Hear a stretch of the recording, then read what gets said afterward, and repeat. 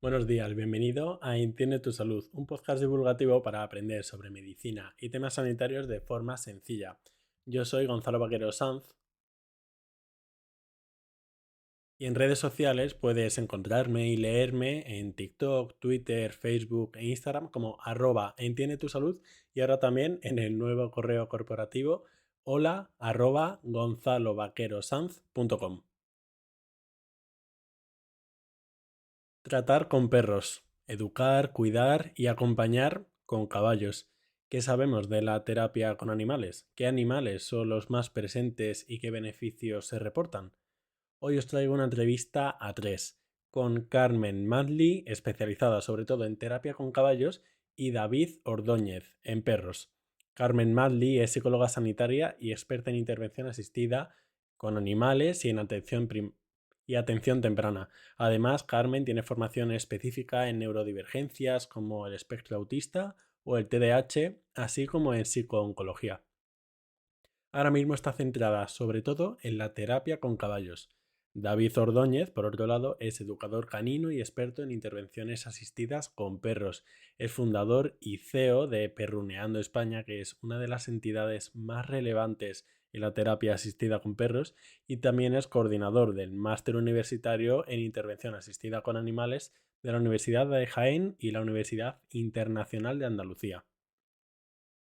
David también ha participado en la tutorización de decenas de trabajos de fin de grado, de fin de máster, se dedica continuamente a dar charlas, conferencias y talleres y también es autor del libro Vivir feliz con mi perro. Una entrevista de la que puede aprenderse muchísimo y además muy amena. Una entrevista de la que puede aprenderse muchísimo y además que es muy amena. Os dejo con Carmen Madley y David Ordóñez.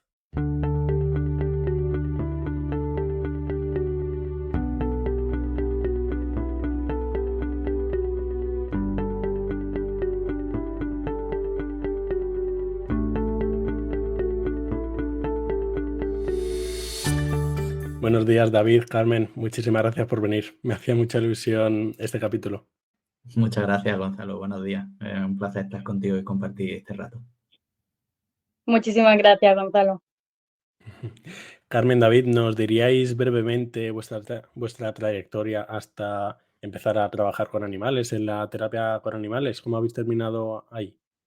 Yo siempre digo lo mismo, no soy terapeuta, vengo del ámbito de la ingeniería en mi formación universitaria, pero bueno, a través del entrenamiento animal, que es donde yo estaba trabajando en ese momento, descubro un máster de la Universidad de Sevilla, de la Facultad de Medicina, que se llama Aplicaciones del perro a la terapéutica humana, y la verdad es que descubro un mundo que para mí resultó apasionante en ese momento y lo sigue siendo ahora, que era cómo los perros, en este caso, podían mediar en procesos terapéuticos, de intervención social, procesos educativos. Y bueno, llevar eso a la práctica, pues para mí era algo maravilloso. En mi caso, a través de la guía, el entrenamiento, la preparación del perro, su bienestar, pero luego poco a poco, a raíz de poder tener contacto también con otros profesionales universitarios de la Universidad de Jaén y poder formar parte también de formaciones universitarias en este ámbito, conocer a otros profesionales del ámbito terapéutico, formar equipo con ellos y bueno, como digo, desde 2010, que fue esa primera toma de contacto, hasta día de hoy, en 2023, pues la verdad es que no hay día que no piense que trabajo en un sitio maravilloso. Bueno, y por mi parte, que cada vez que escucho la historia de David me sorprende un montón y no deja de parecerme muy bonita porque digo, de ingeniero a todo lo que ha creado, ¿no? Y bueno, mi contacto con los animales viene desde muy pequeña, que yo montaba a caballo y veía como una psicóloga ya realizaba en su día intervenciones con caballos y sobre todo con niños con autismo y demás. Y me llamaba muchísimo la atención, me encantaba y el mundo del perro también. Y ya, bueno, pues la vida al final va por caminos y hice el máster de intervenciones asistidas con animales en la UJA el curso pasado y ahí tuve la gran suerte también de conocer a David, mientras ya estaba empezando un proyecto de terapia con caballos, en este caso ya en Málaga, y así fue como, bueno, pues continué con el mundo del caballo y a la vez David me dijo, oye, ¿qué te parece si te vienes con Perruneando también? Y yo, pues feliz. Así que un sueño hecho realidad. Qué bueno, qué bonito tiene que ser trabajar con animales. Carmen, te pregunto ahora a ti individualmente. Has comentado que te dedicas también en la terapia con caballos. Que además creo que esto es bastante desconocido. Cuando se suele hablar de terapia con animales, se suele pensar en perros. En perros. Te quería preguntar, ¿qué animales son los que más frecuentemente se usan en la terapia con animales? Pues haciendo ya una puntualización a la pregunta, el verbo de usar, utilizar, que lo escuchamos muchísimo, es lo más común, a nosotros no nos gusta tanto, ¿no? A las personas que nos dedicamos a esto, nos gusta más, pues, emplear así el verbo introducir, ¿no? O sí, formar parte de la terapia, porque al final es lo que hacemos, introducir y no tanto usar, que suena como un objeto, al final un Ujú, poquito. me gusta. Entonces, pues los animales que se introducen en las intervenciones son perros y caballos principalmente. Sí que es verdad que se ha hecho alguna que otra intervención, ¿no, David? Con gatos, o a lo mejor se dice mucho esto de los delfines, pero no Mm. está estudiado científicamente.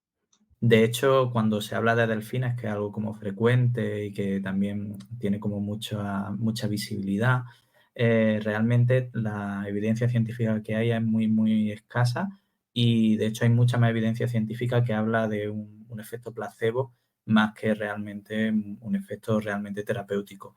Entonces, bueno, si a eso le unes también una coordenada ética referente a trabajar con animales en cautividad, que no es lo mismo que trabajar con un animal doméstico, como puede ser el perro o el caballo, pues hace que la terapia asistida con delfines sea algo que cada vez sea más residual y que a la vez, pues bueno, esté perdiendo como mucho fuelle, ¿no? Dentro de lo que sería el sector. Y además meterte en una piscina o similar es más complejo también. Sí, sí, más caro también. Pero claro, esto al final hay gente que ve el negocio. Pero yo me acuerdo ver libros donde decía básicamente que, y estoy haciendo una exageración, pero me tomo la licencia de que el delfín curaba por wifi, en el sentido de, de que la onda de colocación que atraviesan a la persona, o sea, no me parece, o sea, Ujú. me parece que una persona que además, un familiar que pueda tener un niño con autismo o con algún tipo de problemática, que tú le vendas literalmente un producto caro y le vendas también una cosa, yo entiendo que hay gente que tiene un nivel de necesidad, ¿no? Por encontrar soluciones que, bueno, que aquí creo que la deontología y la propia ética de los profesionales debería de parar eso, cuando sabes que no hay una base que lo sustente. Pero también por el bienestar animal, ¿no? Como decía David, que al Mm. final viven en cautividad y está más que demostrado que no, no son felices viviendo así. Y en cuanto a los perros, sí que os quería preguntar si hay alguna raza, algunas razas que se usan más frecuentemente. Se me ocurre Golden, a lo mejor. Pues fíjate, hace poco hacíamos una investigación en la Universidad de Jaén, precisamente, bueno, la hicimos ya hace una sobre 2016, lo que pasa es que esa justo no la tenemos publicada, a través de un trabajo de un tipo de psicología, viendo cuál era la realidad, ¿no? Qué razas estaban presentes con más frecuencia. Y veíamos que precisamente Golden y Labrador era lo que estaba con más frecuencia sobre el año 2016. ¿Qué ocurre? Que durante mucho tiempo quienes formaban a profesionales de la intervención asistida con perros te decían, si tú quieres trabajar en intervención asistida, tienes que tener un golden o un labrador. Es decir, era como un mantra, pero no había tampoco una explicación realmente del por qué. A día de hoy nosotros estamos, de hecho, promoviendo una investigación para ver realmente si hay una influencia de la raza para lo que sería la hora de la selección, ¿no? Por qué elegimos una raza y no otra. Y bueno, no está muy claro. Y lo que sí que sabemos es que a día de hoy ese porcentaje, que antes era un 66% aproximadamente, casi dos tercios de los perros eran o golden o labradores, a día de hoy ese porcentaje ya ha bajado bastante. Ujú. Sigue siendo una raza bastante frecuente o dos razas bastante frecuentes dentro de las intervenciones con perros, pero cada día más pues vemos perros de otras características y de otras razas, muchos cruces también, perros que provienen de adopción y bueno, de hecho nosotros en nuestro equipo tenemos 46 perros actualmente y yo creo que a día de hoy podríamos decir que entre un 30-40% son Golden Labradores y el resto ya son otro tipo de perros, es decir, que ya se ha rebajado bastante. Carmen, y en cuanto a caballos, no sé si hay alguna raza o característica concreta. ¿Ponis? ¿Se me ocurre? Bueno, tampoco depende tanto de la raza, pasa un poquito igual que con el perro, ¿no? Es verdad que antes se decía siempre que los caballos ya mayores, que ya no se querían para nada, pues eran los que se introducían en las terapias. Y ahora pues se sabe que tampoco es así, que no depende de la edad ni de la raza, sino más del carácter y del temperamento del caballo y también, por supuesto, del entrenamiento que se le dé y de la vida que lleve. Sí, sí. Claro. Por ejemplo, en el tema del perro, súper importante que sean perros sociables, es decir, perros que quieran tener contacto con las personas. Pues claro, si tú al final le vas a proponer una vida en la cual te lo va a llevar a una residencia de mayores o a un centro hospitalario o a un centro educativo y va a tener contacto con personas y ese perro o no le gusta o no le agrada o le incomoda el contacto con personas, que lo hay, pues evidentemente no está haciendo una buena selección.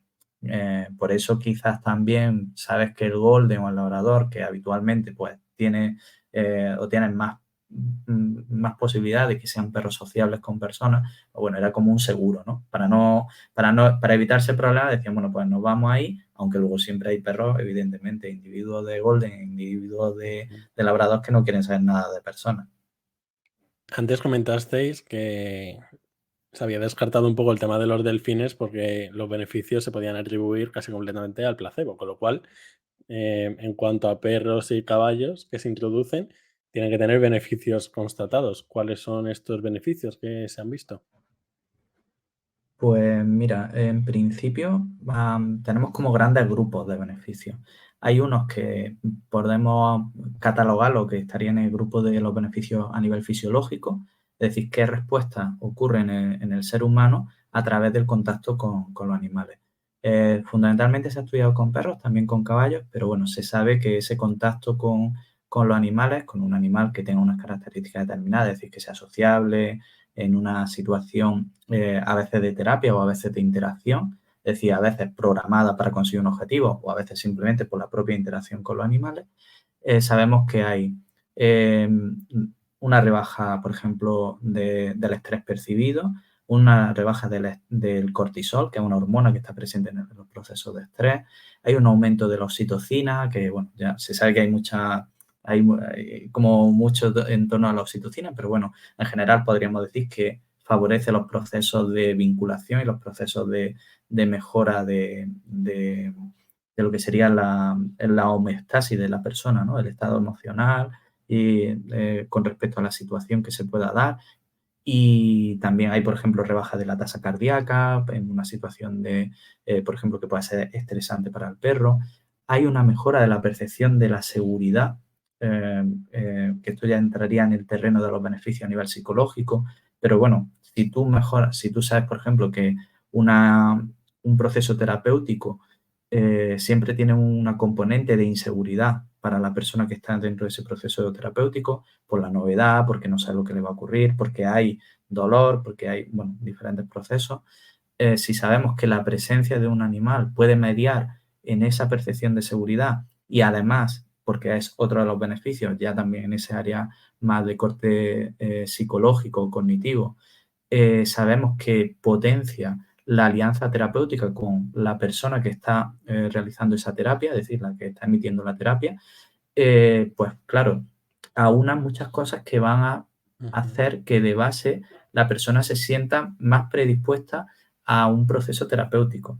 Es decir, si yo sé que la persona se va a encontrar más relajada, su tasa cardíaca es menor, se va a encontrar menos estresada, se siente más segura, va a percibir al terapeuta de una mejor manera. Tengo muchos ingredientes para que lo que yo haga con el perro o lo que el terapeuta haga a través de diferentes técnicas o la aplicación de diferentes tratamientos pueda llegar a buen puerto. Entonces, la verdad es que ahí se ha investigado mucho, cada vez más. De hecho, hay un aumento en la investigación en los últimos 5 años. Es verdad que también algunos de esos estudios, sobre todo los anteriores, suelen tener como muchas deficiencias metodológicas. A lo mejor no hay grupo control, las muestras son pequeñas. A veces se habla de beneficios que son de carácter anecdótico. Pero bueno, estos que yo te comentaba sí que son quizás los más, los que sí se han visto o se han estudiado con ciertas garantías, ¿no? Carmen, David, ¿habéis comentado alguno de vosotros niños o personas con trastorno del espectro autista?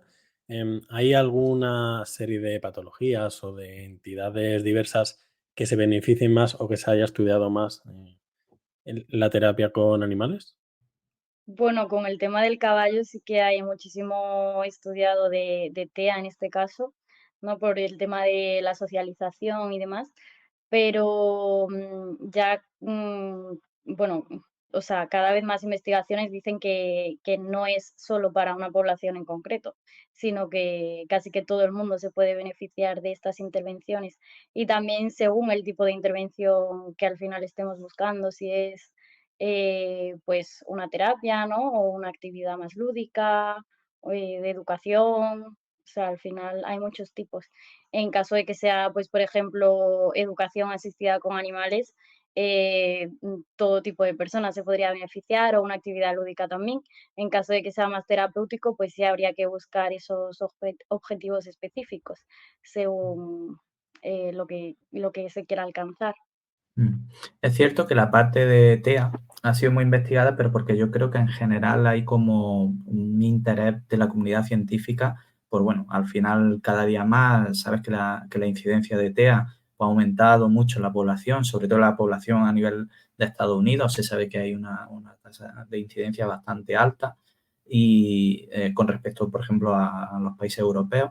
Entonces, claro, eso al final, el aumento y en población infantil y demás hace que se focalice mucha investigación, a lo mejor en TEA, pero no quiere decir que sea un ámbito, como estaba comentando Carmen, que sea el más específico, porque luego ocurre, por ejemplo, tema de, en caballos a mí se me ocurre, hay mucho sobre neurorehabilitación, ¿no? Porque, Ujú. bueno, esto quizás Carmen lo puede explicar mejor que yo, sobre el tema de cómo el paso del caballo puede transmitir, transmite a la persona en los mismos impulsos a través de su sistema nervioso que cuando la persona anda. O si queremos decirlo de otra manera, montar a caballo sería el equivalente a andar. Entonces, personas que tienen alguna lesión medular, podemos transmitirle los mismos impulsos de manera, vamos a decir, artificial a través del caballo, simplemente con esa monta, ¿no? Y podemos ayudar a procesos de, como digo, de neurorehabilitación. Entonces, esto es súper interesante. Eh, no deja de ser un tratamiento pues que bien hecho, que al final tiene que ver también con lo que decía Carmen, ¿no? Elegir también una buena morfología, no todos los caballos que valen para esto y valen en el sentido de que físicamente tienen que poder transmitir esos impulsos. Entonces necesitamos que tengan un paso determinado, que no haya una cadera más alta que la otra, que la persona esté bien sentada. Entonces para ello pues tiene que haber profesionales, en este caso el ámbito normalmente de la fisioterapia, también de la medicina o de la terapia ocupacional, que están liderando ese tipo de investigaciones que son súper interesantes. Ujú. Carmen, David, os quería preguntar también sobre algún caso que os haya marcado a vosotros, a lo mejor David con los perros y Carmen con los caballos, y que os resulte relevante para compartirnos. Sí que es verdad que hay un chico que llegó, bueno, un niño de 8 años con síndrome de Down y además tenía TEA y venía con un cole y bueno, pues las profes no esperaban nada de él al final porque un niño gravemente afectado, ¿no? Con muy bajito rendimiento, muchísimos miedos y muy poca comunicación en general. Y el primer día pues no quería ni bajarse de la furgoneta en la que venía, o sea, era imposible. Pues poco a poco, con el paso de los días, acercábamos el caballo a través del cristal, simplemente para que lo viera de lejos y tal, y el avance fue increíble. En 2, 3 sesiones terminó no solo montando a caballo, sino que encima encantado, abrazándolo, dándole besos y claro, o sea, nadie se lo podía ni creer porque nadie había llegado a vincular así con este niño. Y fue pues gracias al caballo en este caso que se pudo hacer. Y a través de ahí pues ya mejoró la comunicación con el resto de sus compañeros, de profesoras y demás. Así que fue un caso bastante bonito. Qué Mm, bonito. Esto me recuerda también algo que comentó David antes, que a lo mejor los beneficios pueden no ser tanto directos, sino también indirectos, porque mejore la adherencia al tratamiento o porque permita que se pueda hacer otro tipo de abordajes, porque ya haya un vínculo por medio de los animales. mm, sí. Sí, totalmente. Además, una vez que está ese vínculo y esa alianza terapéutica un poquito ya, y la motivación sobre todo, o sea, en cuanto se encuentra la motivación, el aprendizaje pues está demostrado que es muchísimo más eficaz. Pues mira, yo te voy a contar uno que además del ámbito hospitalario. Y bueno, lo voy a contar casi como una anécdota, pero quiero que se entienda la potencia de lo que voy a describir. Hace un tiempo empezamos un trabajo en oncología pediátrica en el Virgen del Rocío, en Sevilla. Y bueno, se firmó un convenio de colaboración y demás. Y bueno, el primer día que se iba a hacer aquella presentación, pues íbamos a trabajar con los niños que estaban en ese momento en el área de hospitalización de oncología pediátrica, dentro de lo que era el aula hospitalaria. Y bueno, ese día pues vino todo el organigrama que tú te puedes tener en la cabeza del centro hospitalario, desde la dirección, vamos a llamar la gerencia del hospital, direcciones médicas, direcciones de enfermería, de los servicios en concreto. Bueno, ya te digo, había del orden de 25 personas que eran el organigrama, ¿no? De Malto. Y recuerdo que en una de las interacciones teníamos a 2 perros en la sala con 2 equipos trabajando y vemos que había unos papás que estaban sentados con un niño y de repente este niño se baja y empieza a interaccionar con la gente o sea, con nuestros compañeros y con el perro. Y veo que el director médico de oncología le dice algo al director del hospital. Y yo le digo a mi compañera, digo, mira, de aquí o no venimos más, digo, o no salimos. Es decir, digo, o sea, porque algo ha pasado. O sea, está claro que aquí algo había pasado, ¿no? Bueno, total, se sigue desarrollando la sesión, hace las actividades que tenían planificadas y cuando termina la sesión se nos acercan todos, tanto el director como el director médico y de oncología y nada, bueno, nos dicen, nos dan la enhorabuena, que le había gustado mucho y dice, mira, queremos comentarte una cosa que nos llama mucho la atención y es que tal niño, que era esta persona, es la primera vez desde que lleva un proceso de tratamiento aquí, bueno, por un tema oncológico, evidentemente, lleva, no sé si me dijo un año o año y pico, y pasando largas temporadas. Dice, es la primera vez que se separa de sus padres para hacer algo. En ninguna prueba, en ningún momento, para ir al baño, para cualquier cosa, siempre, siempre tenía que estar acompañado por uno de sus padres. Claro, eso imagínate la potencia, porque era un momento en el que ellos podían ver que podían, simplemente ya como respiro para los padres, es decir, simplemente como un 24/7 para los padres, decir, oye, es que ya tienen una parte de respiro, pero es que era darle un poco de autonomía al niño, darle un poco de autonomía a los profesionales de enfermería, a los propios médicos, que podían ya poder hacer otro tipo de cosas. Y de hecho, a raíz de eso fue generalizando esos momentos de poder estar, porque bueno, luego fuimos en más ocasiones. Y como te digo, lo cuento más como una parte anecdótica, pero imagínate la potencia, porque estamos hablando de algo que puede ser muy relevante tanto para los familiares, que es una pata de un tratamiento terapéutico, más cuando hablamos de pediatría, como también para la propia persona, para el propio niño. Qué importante. Habéis hablado de Jaén, del Virgen del Rocío en Sevilla, que además es uno de los hospitales más importantes del país, de Estados Unidos. Os quería preguntar cómo de extendidas están en la realidad, en la práctica, estas terapias, tanto a lo mejor a nivel España como a nivel internacional. ¿Hay algún país que sea puntero en este sentido? Y también cómo ha evolucionado en los últimos 15 años. Bueno, si quieres contesto yo, Carmen. Y vamos, Sí, sí, todo tuyo, sobre todo David. porque es algo que vemos mucho en el máster y demás. Mira, te comento, el país puntero, si quieres llamarlo así, a nivel legislativo, de desarrollo, de número de entidades, es Italia. Italia, de hecho, tiene tiene una normativa propia, estatal, y tiene además un centro que se llama Centro Nacional de Referencia para la Intervención Asistida con Animales, que depende del Instituto Zoantrozoológico, de la Venecia, que, bueno, regula lo que son las intervenciones, tiene un registro de todos los profesionales en Italia, de las formaciones, de los mínimos de formación que tienen que tener los profesionales y demás. Entonces, a nivel, como digo, de desarrollo como sector, sería Italia el puntero. Y además, la gente que viene que nosotros conocemos de ese centro y demás, siempre lo dice, fue de manera casual, y era que la hija de una ministra de allí de Italia, pues tenía TEA, hacía tema de hipoterapia, bueno, de terapia asistida con caballo en este caso, con su hija, y bueno, a raíz de ahí, pues, de su interés, pues empezaron con el tema de la regulación. En el ámbito anglosajón hay mucho desarrollo, pero no está tan profesionalizado como por ejemplo, en Italia, Francia, España, Portugal. En España hay muy buena praxis, hay muy buenos profesionales. Yo diría que de los sitios donde está más profesionalizado junto a Italia.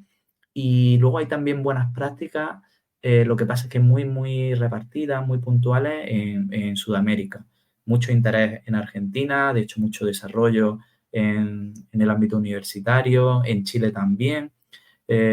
México empieza a desarrollarse, hay algunas entidades que empiezan a hacer, pero bueno, quizá el gran foco, como te digo, ahora mismo estaría entre Italia, Francia, España. Sería, en Francia es verdad que se conoce con otro tipo, se llama mediación animal, han empezado también con un tema de regulación, aquí hay mucho interés todavía, se empieza a gestionar algo a través de administraciones, pero bueno, es un sector relativamente joven. Y te hago solo un inciso. Normalmente todo lo que son las aplicaciones de técnicas suelen tener un recorrido que suele ser del ámbito universitario, desde el conocimiento teórico al práctico. Aquí hemos pasado al revés. Ha habido primero una curioso, sí. aplicación práctica y ahora empieza a llegar a la universidad, donde, bueno, hay mi amigo Javier López Cepero, que es investigador y profesor de la Universidad de Sevilla de psicología. Es uno de los grandes, bueno, yo diría que es el gran investigador de antrozoología en habla hispana, junto a Marcos Díaz Videla, que es Habrá que argentino. invitarle a este podcast.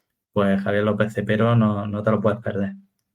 Aparte porque creo que es un Michael Jackson de los medios. O sea que me parece un tipo... Creo Carmen da puede dar fe. Sí, totalmente. Es un artista. Entonces, como decía, junto a Javier López Cepero, pues hay como eso, ¿no? Esa escuela.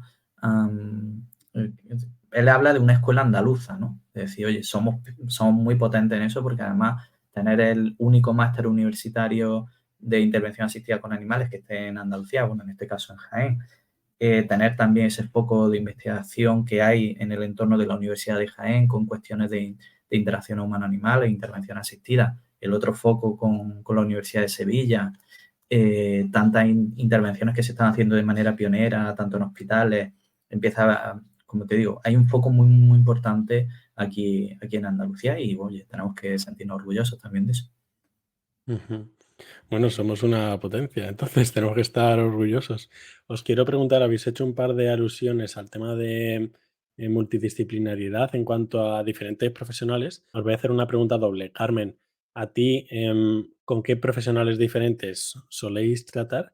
Y David, tú después, ¿con qué profesionales no soléis tratar habitualmente, pero crees que podría ser beneficioso? Carmen, si quieres, empezamos por ti. Bueno, genial.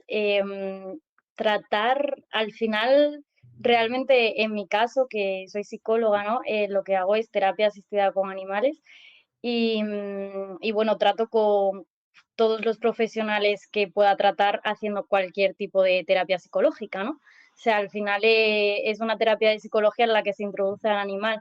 Entonces, por ejemplo, cuando tengo casos de niños más pequeños, de atención temprana y demás, pues trato tanto con si tienen alguna patología física, pues con su fisioterapia, logopedas, terapeutas ocupacionales Aparte de, evidentemente, con el tema del colegio, ya sea PT, AL, ¿no? Si tienen, pues, profesores de pedagogía terapéutica, si tienen de audición y lenguaje, con los tutores, o sea, que al final es como con todo el entorno, aparte de la familia, porque, siempre es muchísimo mejor tener objetivos comunes y es lo que intentamos hacer desde nuestro enfoque de trabajo.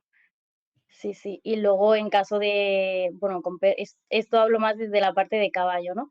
Con perros, pues también en el tema de residencias de mayores y demás, siempre hay que estar en contacto con los profesionales que son los que pasan todo el tiempo con los residentes, ¿no? Son los que los conocen realmente. Si nosotros vamos una vez a la semana a hacer intervenciones con ellos, pues ellos mejor que nadie pueden guiarnos en lo que necesita cada uno. Ujú. David, ¿te gustaría añadir algo más, a lo mejor desde un punto de vista hospitalario, algún profesional?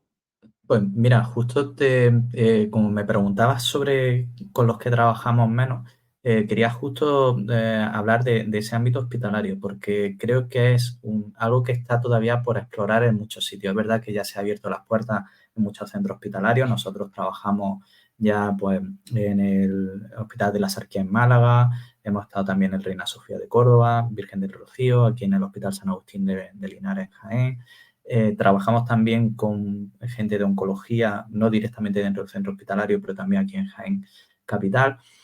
Pero creo que hay todavía que salvar una distancia con el colectivo médico y de enfermería, porque además son muchas las aplicaciones que se pueden haber. Y te voy a contar de nuevo una anécdota que creo que puede ser representativa, ¿no? Y que creo que puede a lo mejor encender alguna bombilla. Fíjate que una de las cuestiones que te puede pasar, por ejemplo, en un bot de urgencia, es que un niño, en pediatría, es que un niño no quiera sacarse sangre para una analítica. Claro, piensa, y además ahora está muy en boga, ¿no? El desborde que hay muchas veces en una urgencia, ¿no? O una urgencia pediátrica, y de repente tenemos a dos profesionales de enfermería, un médico, un auxiliar, sujetando a un niño para intentar hacer una extracción de sangre, 6, 7 minutos o un cuarto de hora para intentar hacer esto. Bueno, te pongo un ejemplo muy concreto, como digo, anecdótico, pero creo que es representativo, ¿no? Nosotros dentro del Hospital de la Sarquía trabajamos también en consulta externa y a veces nos llaman para esto, ¿no? Oye, tenemos un niño que se está cerrando en banda, vale, llamamos al perro, llamamos a la profesional, hay un protocolo bueno, evidentemente zoosanitario y demás, bueno, pero bueno, quitando todo esto, hay un protocolo también de presentación y recuerdo, y esto es una cosa así, que en este caso Javier Velasco, que es el supervisor de enfermería de pediatría, me manda un mensaje con un vídeo de esta situación y me dice, ahora entiendo de qué va esto. Y era un niño que se había cerrado en banda, que no quería sacarse sangre. Imagínate la madre encima, un auxiliar, dos enfermeras para intentar sacar sangre, no podían. Llega la compañera, llega Maca con el perro, empieza a llamarle la atención al niño con el perro, que se le acerca por un lado de la camilla, empieza a llamarle la atención, el niño empieza a conectar con el perro, empieza a sonreír, en ese momento la enfermera le saca sangre y en 30 segundos tenemos solventar la situación. Estamos hablando que, primero, le estamos ahorrando un sufrimiento a la persona y segundo, estamos mejorando la gestión de una urgencia. Y como eso podemos hablar, oye, tú tienes un problema, por ejemplo, donde tenemos una sala de espera que está colapsada, a nivel de pediatría. El problema no son los niños, que los niños al final, sino los padres que se desesperan, hay que ver cuándo me van a atender.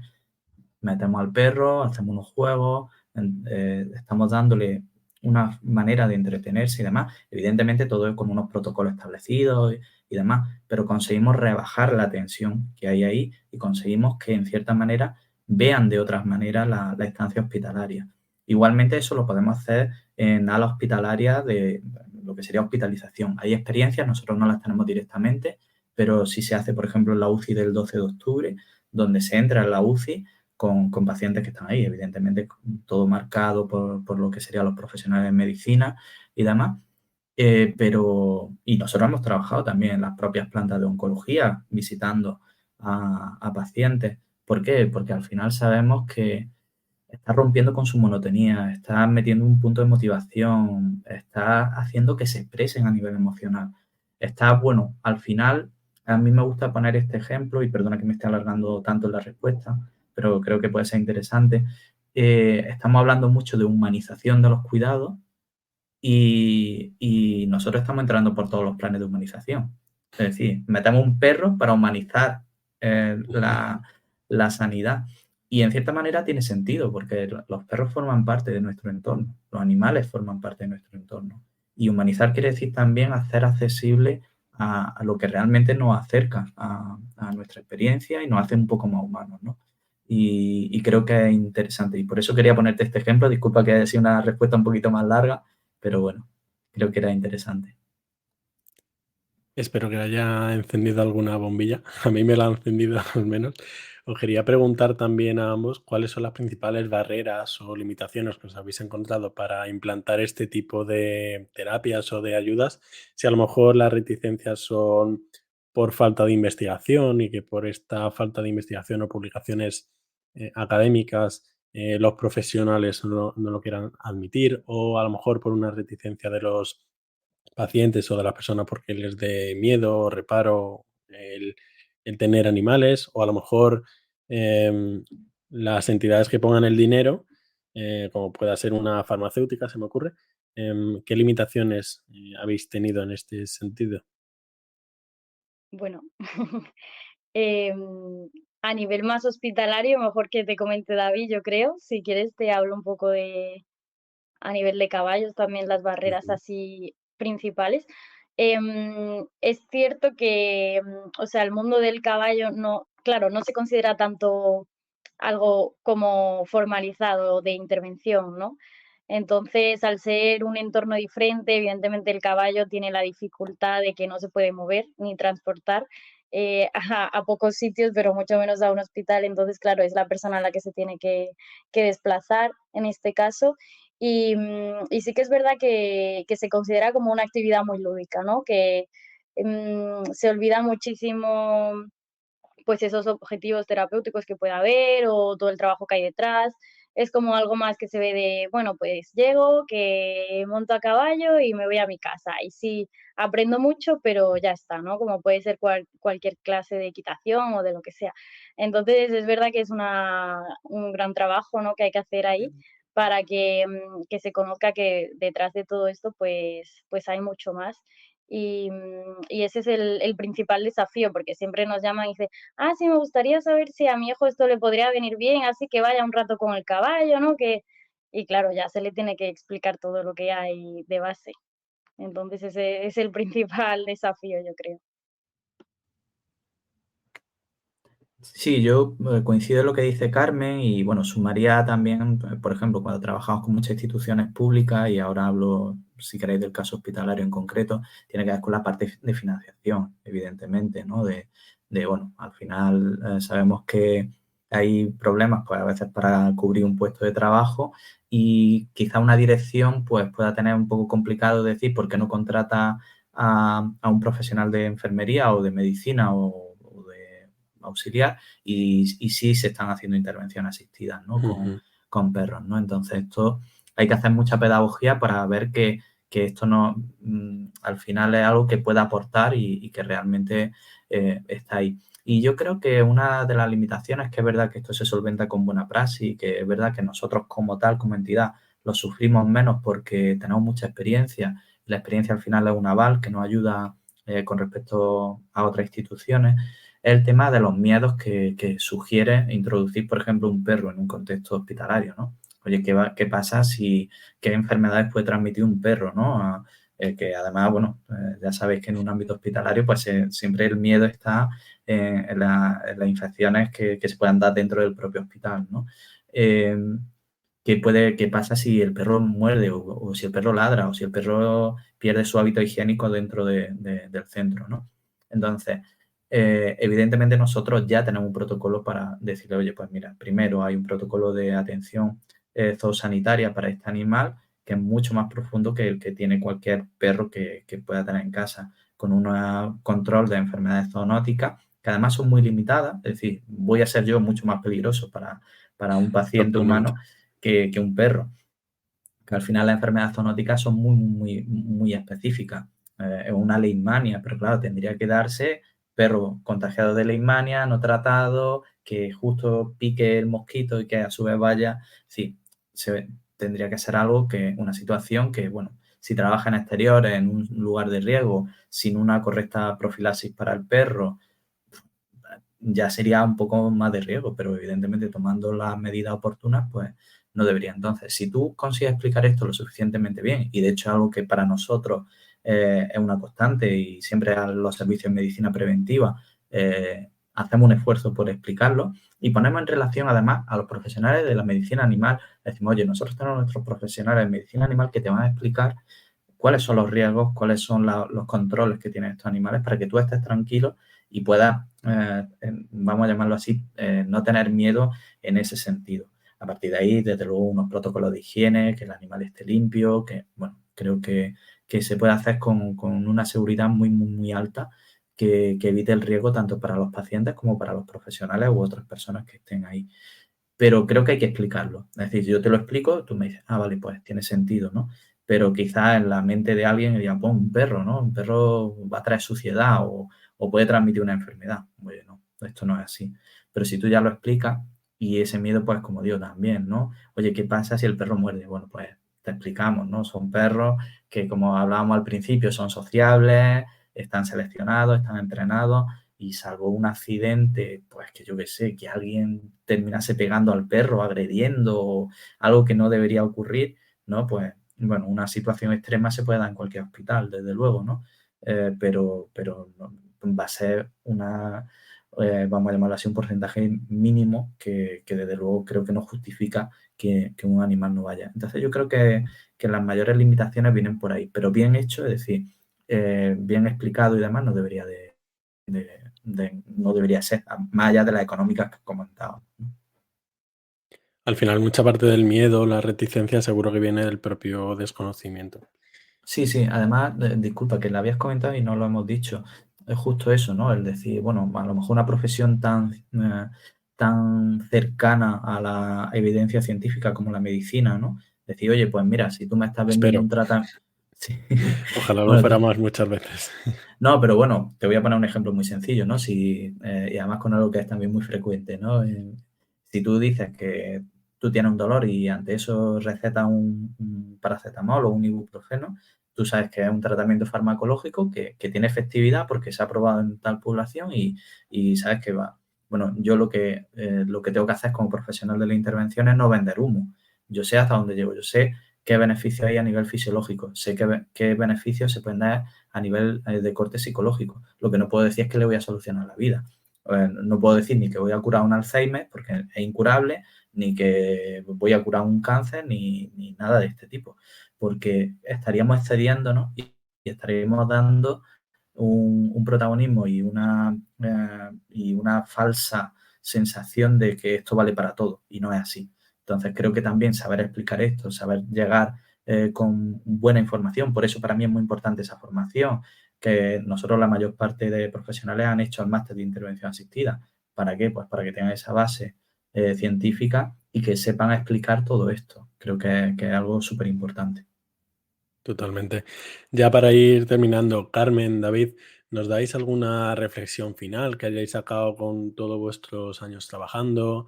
¿Alguna idea que hayáis sacado y que nos queráis compartir? No sé qué opinará David, pero yo creo que lo que decía de humanizar un poquito, ¿no? Eso me ha gustado.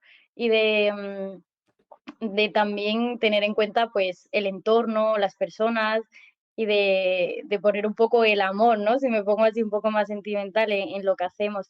Y los animales nos traen mucho esto a nuestro día a día, ahora mucho más que vivimos en un mundo así como de mucha automaticidad, de no replantearnos nada, de no tener tiempo para ni responder a las personas de nuestro alrededor, pues ellos es como que nos traen un poco a la realidad, ¿no? Y nos hacen parar sin nosotros querer y sin apenas darnos cuenta. Entonces eso yo creo que a modo de reflexión así sería un poquito también el decir, vamos a parar, vamos a ver lo que podemos aprender de ellos y a partir de ahí pues seguir investigando para pues no vender humo y tener una evidencia científica para poder seguir avanzando. La verdad es que comparto totalmente las palabras que dice Carmen y siguiendo con esa línea, yo creo que es súper importante porque hacer esa reflexión que los animales nos acercan un poco más a nosotros mismos, a los seres humanos, porque al final eh, yo siempre digo lo mismo, lo explico en mis clases y siempre creo que es bastante entendible. Cuando un bebé humano nace, lo primero que hacemos es rodearlo de animales. Si te das cuenta, no sé si has hecho la reflexión alguna vez, Gonzalo, pero si te das cuenta, todos los regalos que hacemos son ositos de peluche, perros, toda la ropa de animales, pintamos las habitaciones con un montón de animales. Bueno, rodeamos absolutamente al bebé humano de otros animales no humanos. Y de hecho, le explicamos nuestra sociedad tan compleja, se la explicamos a través de animales. Los cuentos, ¿quiénes son los protagonistas? Son animales. Sus dibujos animados, todo lo explicamos a través de los animales. Y sin embargo, llega un momento en el que hacemos un parón y los separamos totalmente de nuestra vida. Y cuando realmente lo hemos, y entiéndeme ahora sí el término, lo hemos utilizado para explicar nuestra propia existencia, para explicar quiénes somos, para acercar su primera identidad del mundo, para conocer esa primera identidad del mundo, hemos tenido a los animales tan cerca, ¿no? Entonces creo que eso tiene un valor, tiene un pozo que luego se expresa y que nosotros tenemos que aprovecharlo para nosotros ser mejores con esos animales, por supuesto, y también para que esos animales pues tengan mayor protagonismo y en este caso cuando hablamos de las aplicaciones terapéuticas, pues que podamos integrarlos pues de una manera saludable para ellos y por supuesto preservando su bienestar, pero que también pues nos ayuden a tener una mejor salud, ¿no? Y yo creo que eso es súper importante.